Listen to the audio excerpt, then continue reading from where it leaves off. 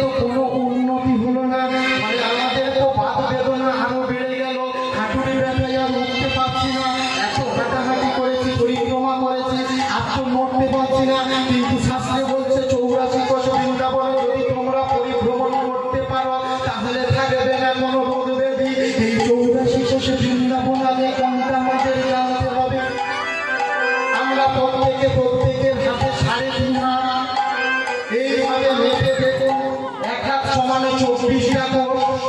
এই 24টা করে 3 24 72, আর 72 আর 12 হয়ে যায় 84।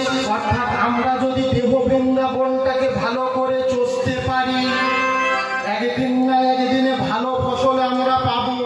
আর যদি আমরা চষতে না পারি, কখনো আমাদের ওপর থেকে কেউ এসে বলবে না যে তোমারে কি হয়েছে, তোমাদের সমাজের কি হয়েছে।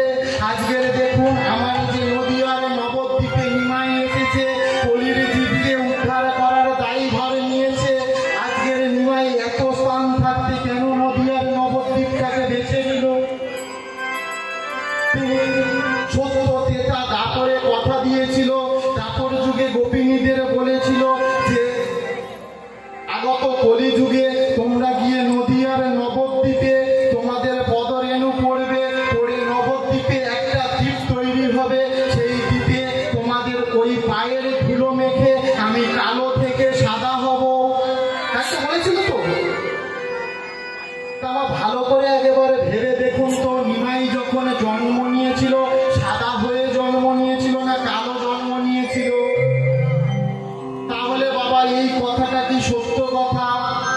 একেবারে ভূগোলের পাতাটা খুলে দেখুন, বাড়ির যদি কোনো ছেলে বা মেয়ে জিওগ্রাফি অনার্স নিয়ে পড়ে থাকে, মাস্টার ডিগ্রি করে থাকে, তাদেরকে একেবারে জেনে দেখুন নদীয়ার নবদ্বীপটা ব্রজদের পায়ে ধুলোতে তৈরি নাকি নদী পথের বাঁক এসে ওই দ্বীপটা তৈরি হয়েছে, একেবারে জেনে দেখুন।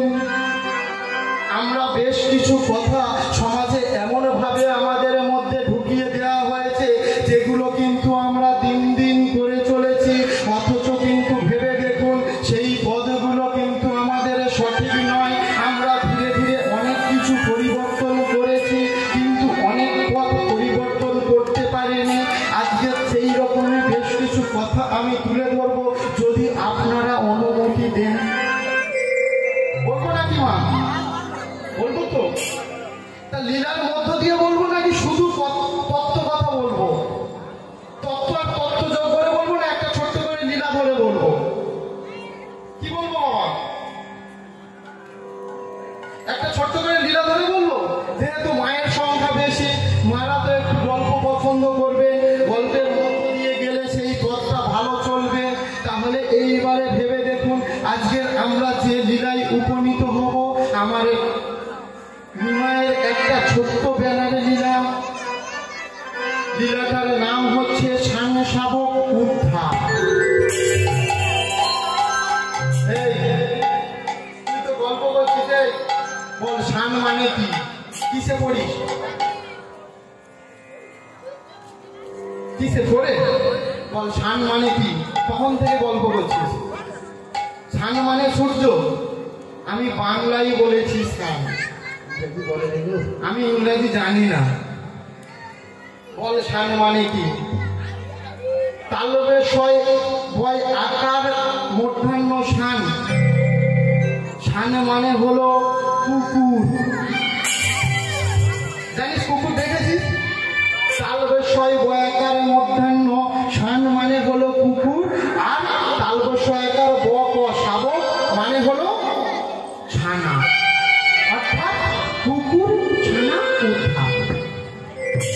আজকে আমার লীলার বিষয়বস্তু থাকবে কুকুর ছানা উদ্ধার।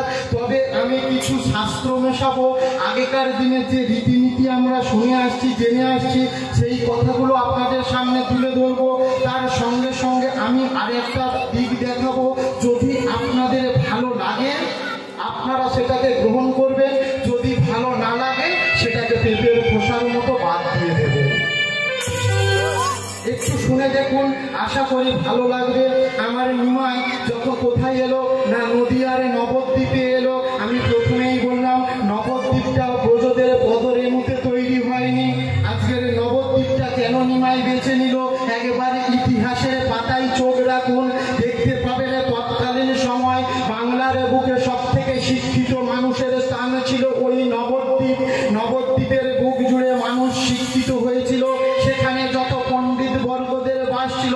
আজকের সমাজে আমাদের সব থেকে বড় অভাব হচ্ছে শিক্ষার। কোন শিক্ষার গোমা? ওই বিদ্যালয়ের শিক্ষা না, সেই শিক্ষা যে শিক্ষা প্রকৃত মানুষ তৈরি করে, যে শিক্ষা বিদ্যালয়ের চার দেয়ালের মধ্যে থাকে না, যে শিক্ষা রামকৃষ্ণ পরমহংসদেব পেয়েছিলেন, যে শিক্ষা পেয়েছিলেন আমার নেতাজি সুভাষচন্দ্র বসু, যে শিক্ষা পেয়েছিলেন ক্ষুদিরাম বসু, যে শিক্ষা পেয়েছিলেন আমার স্বামী বিবেকানন্দ। এই শিক্ষায় শিক্ষিত যদি আমরা হতে পারি, আজকের সমাজের ধীরে ধীরে পরিবর্তন হবে। আজকের নবদ্বীপের বুক জুড়ে কত পণ্ডিত চেয়ে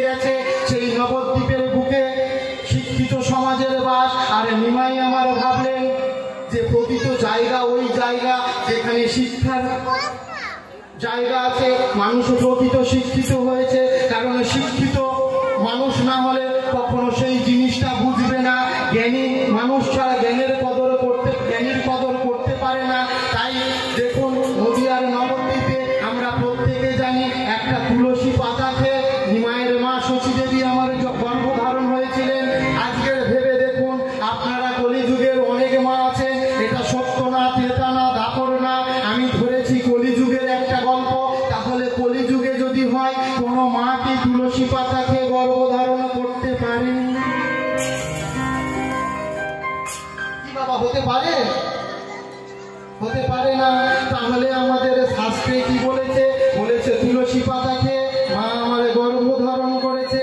এই জায়গায় আসবো, আজকের লীলার সঙ্গে চলতে চলতে আপনাদের এই কথাগুলো তুলে ধরবো। দেখুন, আমার নদিয়ার নবদ্বীপে বেশ কতকগুলো ভক্তগণে কেঁদে উঠলেন। কেন না, তৎকালীন সময়ে 1200 খ্রিস্টাব্দ থেকে বাংলার বুকে চলেছিল অত্যাচার, তাড়ন, পীড়ন, নিপীড়ন, ধর্ষণ। গোটা বাংলার সমগ্র ভারতবর্ষ কেঁদে উঠেছিল। ওই মাত্র 17 জন অশ্বারোহী ওই সুদূর তুর্কি থেকে টকবক টকবক করে ঘোড়া শোনাতে এসে যখন বাংলাকে দখল করে নিয়েছিল, বাংলার মানুষগুলোকে অত্যাচার করতে শুরু করলো। মানুষ আর থাকতে পারলেন না। সেই নবদ্বীপের কতগুলি ভক্ত তারা কেঁদে উঠলো। তারা কি বলছে? ওগো যত দূরমতি অতি পতিত পাষণ্ডী, যত সব দুর্জনগণে বৈষ্ণব দেখিয়া করে উপহার, অতি তত্ত্ব নাহি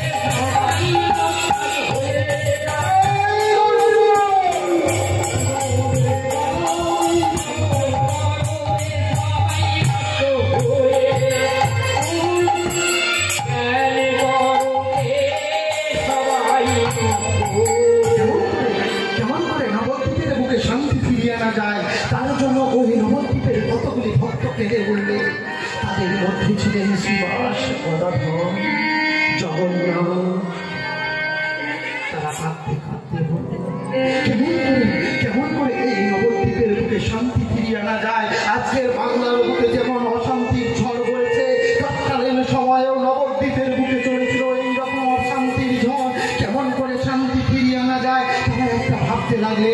তাই তারা সবাই মিলে ঠিক করলে, আজ আমরা নবদ্বীপে আর পড়ে থাকবো না, আমরা সবাই ছুটে ছুটে যাবো ওই শান্তিপুরের পথে।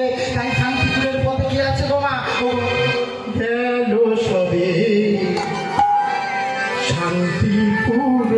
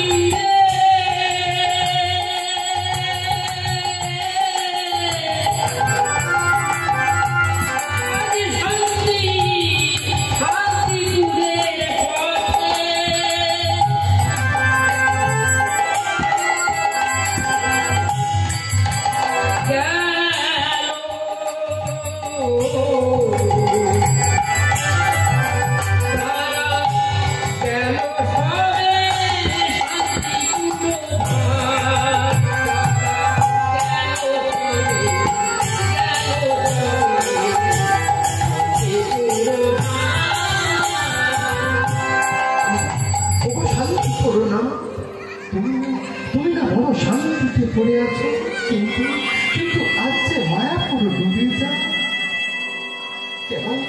কেমন করে মায়াপুরে শান্তি ফেরানো যায় তার একটা ব্যবস্থা তুমি করো। সীতাপতি অদ্বৈত আচার্য শান্তি পুরোনা শ্রীরাম জগন্নাথ, তোমরা বাড়ি ফিরে যাও। কেমন করে নবদ্বীপের বুকে শান্তি ফেরানো যায় আমি তার একটা ব্যবস্থা করব। ভক্তের কাছে প্রতিজ্ঞাবদ্ধ হলেন বৃদ্ধ অদ্বৈত আচার্য আমার। সেই দিন থেকে একটা করে গ্রন্থ ঘাঁটতে লাগলেন, আর গ্রন্থ খুঁজতে খুঁজতে হঠাৎ একটা কথা মনে পড়ে গেল। তাই কি বলছে, গ্রন্থ বিচারিতে পড়িল আনন্দ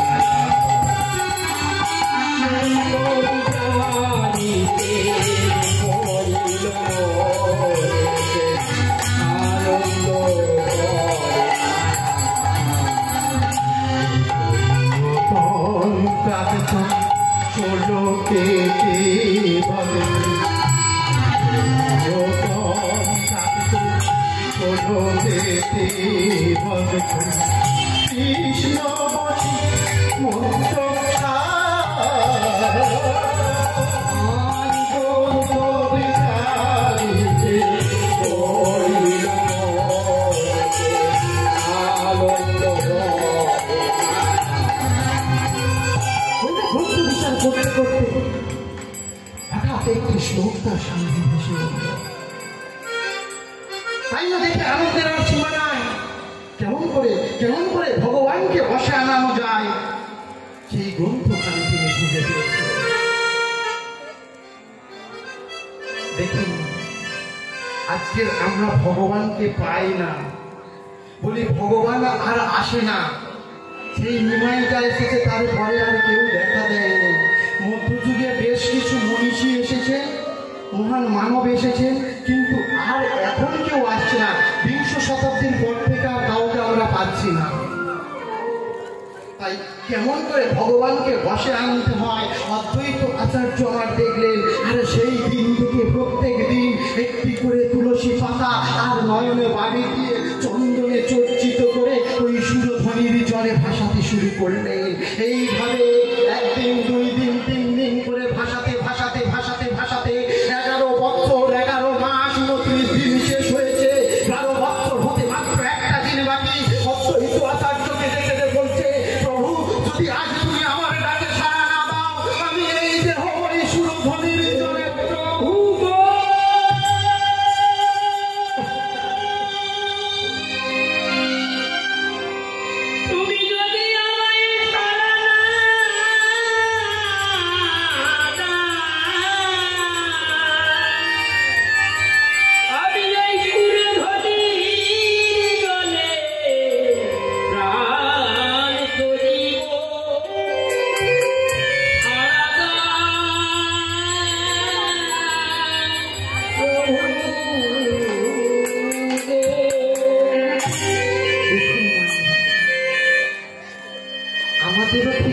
দশা উপনীত না হলে আমরা কি তাকে পাব? আজকের অদ্বৈত আচার্য একদিন, 2 দিন না 12টা বৎসর চোখের জলে তুলসী পাতা দিয়ে ভাসিয়ে ভাসিয়ে চলেছিলেন। 11 বছর 11 মাস 29 দিন হয়ে গেছে। শেষ দিনে বলছে, যদি না আমি আমার ডাকে সাড়া পাই, আমি এই দেহ সুরধ্বনির জলে বিসর্জন দেব। এই দেহ আর আমি রাখবো না। নিজের দেহের থেকে ঈশ্বরের প্রতি তার ভালোবাসা কতটা দেখুন।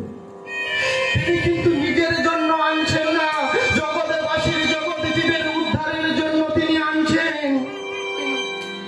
শেষ দিন তুলসী পাতাটি ওই চোখে জল মিশ্রিত করে চন্দনে চর্চিত করে সুরধ্বনির জলে ভাসিয়েছে। আরে প্রত্যেক দিনে ভাসতে ভাসতে ভাসতে ভাসতে যে তুলসী পাতা চলে যেত স্রোতের টানে, আজকের আর স্রোতের টানে যাচ্ছে না। কখনো পদকর্তা বলছে ও তুলসী যাই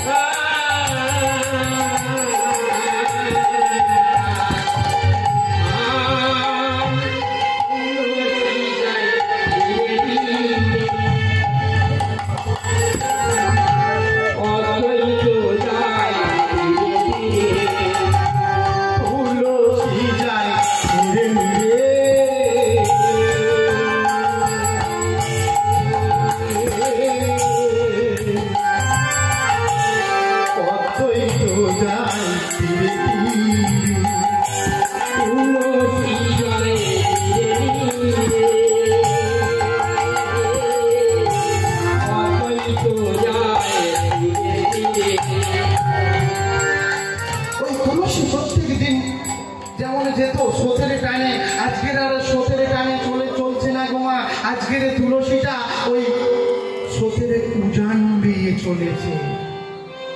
দেখো আপনাদের বাড়ির পাশেই নদী আছে না, তা ওই নদীর যখন স্রোত যায়, যখন টান যায়, সেই কোনো কিছু একটা ভাসিয়ে দিলে সেটা কোন দিকে যায়? টানের প্রতিকূলে চলে না, না অনুকূলে চলে? টান যেদিকে যায় সেই অনুকূলে চলতে থাকে। কিন্তু আজকের তুলসী পাতা আমার অনুকূলে চললো না, যেদিকে টান যাচ্ছে তুলসী পাতা আমার ভাসতে ভাসতে ভাসতে ভাসতে স্রোতের প্রতিকূলে চলেছে। জায়গা আমার এখানে। দেখুন আজকের সমাজে যারা আজকের বরণীয় স্মরণীয় হয়ে আছে, যে মানুষগুলো আমাদের কাছে আজও পূজনীয় হয়ে আছে, সেই মানুষরা কেউ কিন্তু স্রোতের টানে গা ভাসাননি। যদি স্রোতের টানে গা ভাসিয়ে দিত তাহলে আজকের এই ভারতবর্ষের বুকে কাউকে আমরা পেতাম না। এই স্রোতের টানে গা ভাসানো মানে নদীর জলে গিয়ে গা ভাসানোর কথা আমি বলছি না। প্রত্যেকে দেখুন সমাজের প্রতিকূলে হেঁটেছে বলে আজকের আমরা এই সমাজ পেয়েছি। আজকের যে সমাজে আমরা যাকে প্রত্যেকে স্মরণ করি সেই রাজা রামমোহন রায়। আজকের ভেবে দেখুন রাজা রামমোহন রায় 1856 খ্রিস্টাব্দে বিধবা বিবাহ সতীদাহ প্রথা রদ করেছিলেন। আজকের এই যে সামনে আমার মায়েরা বসে আছে, কপালে সিঁদুরটুকু হারিয়ে ফেলেছে। এই সিঁদুর ছোড়া আজ থেকে 550 বছর আগে, আজ থেকে 200-250 বছর আগে এই বাংলার বুকে কি কোনো মা বেঁচে থাকতে পারত? সেই অধিকার কি ছিল? সেই অধিকার আমাদের কাছে কে এনে দিল? কে এনে দিল মা? কে এনে দিয়েছে? রাজা রামমোহন রায় 1856 খ্রিস্টাব্দে তিনি শুরু করছেন সতীদাহ প্রথা রদ আইন। আজকের যে মায়েরা বসে আছেন রাজা রামমোহন রায়ের জন্য, কিন্তু সেই দিনে সমাজ রাজা রামমোহন রায়কে মেনে নিতে পারেনি। ওই অত্যাচারিত সমাজ সেই দিনে রাজা রামমোহন রায়ের বিপক্ষে গিয়েছিল। কেউ কিন্তু রাজা রামমোহন রায়ের সঙ্গ দেয়নি। এমনকি নিজের জন্মদাত্রী মা পর্যন্ত বলেছিল ওর মাথা আমার চাই। ছেলে সমাজের বিপক্ষে যায়, যে ছেলে সমাজের বিরুদ্ধে গিয়ে কথা বলে, সেই ছেলের মুখ আমি দেখতে চাই না। ওই ছেলের কাটা মুন্ডুটা আমার কাছে তোরা এনে দিতে পারি? ভেবে দেখুন, নিজের পরিবার পরিজন আত্মীয় পরিবর্গ সবাই যদি ভুলে যায় যা, কিন্তু জন্মদাত্রী মা পর্যন্ত এত কষ্ট করে কথা বলেছিল, তবু কিন্তু তিনি পিছুপা হননি। তিনি কিন্তু আপনাদের জন্য, আপনাদের মতো মায়েদের জন্য তিনি আজকের সমাজে বরণীয় হয়ে আছে। সমাজে সবার বিপক্ষে গিয়ে, স্রোতের প্রতিকূলে গিয়ে নিজের জায়গাটুকু করে নিয়েছিলেন। আজকের দেখুন পণ্ডিত ঈশ্বরচন্দ্র বিদ্যাসাগর, যার নাম আমরা অক্ষরে অক্ষরে জানি, যাকে আমরা প্রত্যেকে বিদ্যালয়ে দেখতে পাই, বইয়ের খাতা পাতা খুললে দেখতে পাই, সেই বিদ্যাসাগর কিন্তু আজকের একদিনে আমাদের মাথায় এসে বসেনি। বিদ্যাসাগরের ভূমিকা পায়নি, মহামনীষীর ভূমিকা পাননি। সেই বিদ্যাসাগরও কিন্তু একদিনে সমাজের প্রতিকূলে চলেছিলেন। সেই দিন ওই পণ্ডিত মানুষটাকেও কিন্তু সমাজ ছেড়ে কথা বলেনি। সেই দিন ওই পণ্ডিত সমাজ বিদ্যাসাগরকে কত কটূক্তি করেছিল একটা মানুষ শুনি। যখন বিদ্যাসাগর বলেছিল আমি বিধবা বিবাহ প্রচলন করতে চাই, আপনারা অনুমতি দেবেন হ্যাঁ কিনা, তখন সমাজের বেশ বিশিষ্ট পণ্ডিত বর্গ এসে বলেছিল, কেন তোমার বুঝি পুরানো প্রণয় ফিরে এসেছে? কত লজ্জাকর কথা। ভেবে দেখুন তো, আজকের একটা বৃদ্ধ বয়সে পণ্ডিত মানুষ তিনি এসে বলছেন আমি পুরানো বিধবা বিবাহ প্রচলন করব, আপনারা আমাকে অনুমতি দিন। সেখানে যদি সেই বৃদ্ধ মানুষটিকে বলা হয় আজকের তুমি বিধবা বিবাহ প্রচলন করতে যাচ্ছ, কারণ তোমার পুরানো প্রণয় ফিরে এসেছে। মানে আগে প্রেম করেছিল, বিয়ে করতে পারেনি, তার বিয়ে হয়েছিল অন্য জায়গায়, এখন সে স্বামী হারিয়েছে, বিধবা হয়েছে, এখন তাকে আবার বিয়ে করতে চাইছে। কত লজ্জাকর। বিদ্যাসাগর একটাই কথা বলেছিল, আপনারা মানুন চায় না মানুন চায়, আমি বিধবা বিবাহ দিয়ে দেখাবই দেখাবো। আজকের দেখুন স্রোতের প্রতিকূলে চলে বিদ্যাসাগর কিন্তু আমাদের কাছে স্মরণীয় হয়ে আছে। আছেন তো নাকি মানুষ? আজকের ভেবে দেখুন, যে রাজা রামমোহন রায়ের নামে আমরা প্রত্যেকে জানি সতীদাহ প্রথা রদ করেছে রাজা রামমোহন রায়। ভালো করে একটা বার আপনারা নিমাইয়ের জন্ম কাহিনীতে যান, গেলে বুঝতে পারবেন শচী দেবী বিধবা ছিলেন না সধবা ছিলেন? কি ছিল মা? বাড়িতে যখন রান্না হয় না, কেউ যদি একটু জোগাড় করে দেয় দেখবেন রান্না করতে ভালো লাগে। লাগে তো নাকি? তা আমাকে দেখে কি ভয় লাগছে? শরীর স্বাস্থ্য বেড়ে গেছে? আপনার বাড়ির ছেলের সমান তো, ছেলের সঙ্গে মা একটু কথা বলবে না? আপনারা একটু কথা বলুন না, নাকি ভালো লাগছে না? ভালো লাগছে নাকি বলুন না, একটু সারা শব্দ তো বলুন। তাহলে দেখুন আজকে সমাজে আমরা জানি শচী দেবী বিধবা অবস্থায় ছিলেন, তাই তো? তাহলে তৎকালীন সময় তো চলছিল সতীদাহ প্রথা, তাহলে শচী দেবী কিভাবে বিধবা হয়ে থাকতে পারলেন? আমাদের মনের মধ্যে একটা বার প্রশ্ন জাগলো না? আমরা একটা বার প্রশ্ন করে দেখলাম না যে গ্রন্থে লিখলো, তাহলে কি লিখলো? সতীদাহ প্রথা বন্ধ করছে রাজা রামমোহন রায়, তাহলে তার আগে শচী দেবী কিভাবে বেঁচে থাকতে পারে? শচী দেবীও তো ওই জ্বলন্ত চিতায় জগন্নাথ মিশ্রের সঙ্গে করে পুড়ে শেষ হয়ে যেতে পারে। দেখুন আজকের সমাজে আমাদের ঠিক সেই দশা হয়েছে। আমরা যদি কারোর বাড়িতে কোনো কিছু ঝগড়া করতে যাই না, বাড়িতে যদি শিক্ষা দীক্ষা না থাকে, তাদের আর্থিক অবস্থা যদি একটু দুর্বল থাকে, আমরা অনায়াসে বুক ফুলিয়ে চলে যাই। কিন্তু যদি সেই বাড়িতে শিক্ষিত মানুষ থাকে আর আর্থিক অবস্থা একটু ভালো থাকে, একবার বলুন তো বুক ফুলিয়ে যায় না যাওয়ার সময় বুকটা ধীরে ধীরে? এবং যেতে গেলে রীতিমতো আমাকে কাঁচায় হেঁটে যেতে হবে যে আমি কি বলবো এবং যুক্তিকটা আমার সঠিক হবে কিনা। ঠিক তেমন তৎকালীন সময় আমার নিমাই পণ্ডিত 12 বছর বয়সে নিমাই পণ্ডিত উপাধি পেয়েছিলেন। সেই নিমাই পণ্ডিতের সামনে এমন কোন পণ্ডিত ছিল না যে গিয়ে যুক্তি তর্ক দাঁড় করিয়ে নিমাইয়ের মাকে টানতে টানতে জ্বলন্ত চিতার মধ্যে তুলতে পারে, তাই কারোর সাহস হয়নি। আর সেই প্রথাটা আগে আমার নিমাই দেখিয়ে গিয়েছিল।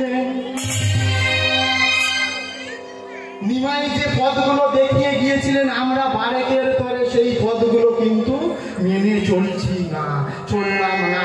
আজকের দেখুন সমাজের প্রতিকূলে যারা যারা ভেসেছিল, সমাজটাকে তারা তারা এগিয়ে নিয়ে গেছে। নেতাজি সুভাষচন্দ্র বসুর কথা ভেবে দেখুন, তিনি একজনের শিক্ষিত মানুষ ছিলেন। তিনি চাইলে কিন্তু অনায়াসে একটা ভালো চাকরি করে সংসার যাপন করতে পারতেন। তিনি কি করেছিলেন? তিনি কি তাই করলেন? একটিবারের জন্য তিনি ভাবলেন না। তিনি ভারত মাতার জন্য নিজের দেহপণ করলেন। আজকের দেখুন সেই মানুষটার কি অবস্থা, শেষ পরিণতি আমরা কেউ জানতে পারলাম না। আমরা আজব দেশের বাসিন্দা। বলে যে সমাজের বিপরীতে চলবে, যে সমাজের বিপরীতে হাঁটবে, তাকে তো অধঃপতনে যেতে হবে। তার শেষ পরিণতি তোমরা কেউ জানতে পারবে না। সে কখনো কোনো মুহূর্তে কোথায় হারিয়ে যাবে, তোমরা তার কোনো কিনারা পাবে না। আর আমরা তো নিজেদের স্বার্থ আর অর্থ নিয়েই ব্যস্ত। কিভাবে নিজেদের ব্যাংক ব্যালেন্স বাড়বে, গাড়ি বাড়ি হবে, অট্টালিকা হবে, সেই হিসাবগুলো করতে করতে ব্যস্ত। আমরা কখনো তাদের কথা ভেবে দেখি না, যাদের জন্য আজকে আমরা এই সুন্দর পৃথিবী পেলাম, সুন্দর ভারত মাতা পেলাম, সুন্দর বাংলা পেলাম। তাদের জন্য আমাদের বাড়িতে তরেও প্রাণ কাঁপে না। আজকের দেখুন আমার অদ্বৈত আচার্যর ভাসানো তুলসী পাতা স্রোতের অনুকূলে না গিয়ে স্রোতের প্রতিকূলে একটু একটু করে ভেসে চলেছে। আর সেই পাতাটা ভাসতে ভাসতে ভাসতে ভাসতে যখন শচীদেবী স্নানে মগ্ন ছিলেন, শচীদেবী স্নান সমাপন করে, আগেকার দিনে মায়েরা যখন বা বাবারা যখন পুকুর ঘাটে স্নান করতেন, দেখবেন জল এইরকম এক বন্ধু জল তুলে সূর্য প্রণাম করে ভক্ষণ করতে। আর শচীদেবী আমার এক বন্ধু জল দিয়ে নিয়েছে, হাতের সঙ্গে তুলসী পাতা চলে গেছে গর্ভে। এইবারে ভেবে দেখুন, সত্যি কথা বলুন তো, মাতৃ জঠর আর আমাদের খাদ্যবস্তু যেখানে যায়, দুটো স্থান কি একই? খেলে কখনো সন্তান হয়? তাহলে আমাদেরকে বললো তুলসী পাতা খেলো আর তারপর গর্ভধারণ করলো। আবার কি বলছে? গৌরাঙ্গ মহাপ্রভু আমার জনি সম্ভবা অজনী সম্ভবা। কলিযুগে কোনো অজনী সম্ভবা মানুষের জন্ম